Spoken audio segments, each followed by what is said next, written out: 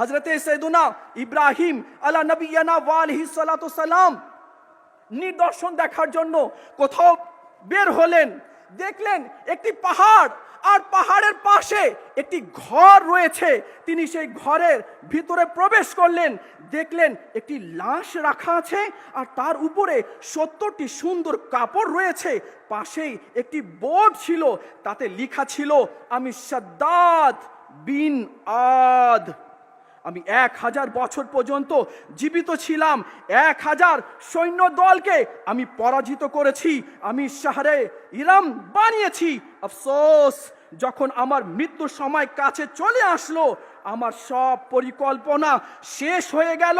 আমি দুনিয়ার সব বিজ্ঞ ডক্টরদেরকে আমার মহলে একত্রিত করলাম আর বললাম, আমাকে মত থেকে বাঁচাও, যা লাগবে তাই দিব, আমার এই রোগ তোমরা দূর করো, মত যাতে আমার কাছে না আসে।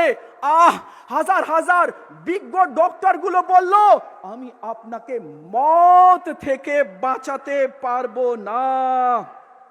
সুতরাং যে আমাকে দেখেছে সে যেন দুনিয়ার ধোঁকায় না পড়ে।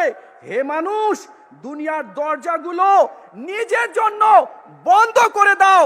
তোমরা এত বাদশাহীর মালিক ছিলে না যত আমি ছিলাম, তোমরা এত দীর্ঘদিন বেঁচে থাকবে না যতদিন আমি ছিলাম, তোমরা এত ধন সম্পদ জমা করতে পারবে না যত ধন সম্পদ আমি জমা করেছি। হ্যাঁ হ্যাঁ, শুনে নাও, দুনিয়া প্রতারক, ধোঁকাবাজ, কাতিল, হত্যাকারী, যারা তার পিছনে ছুটেছে, দুনিয়া তার সাথে ছলনা করেছে।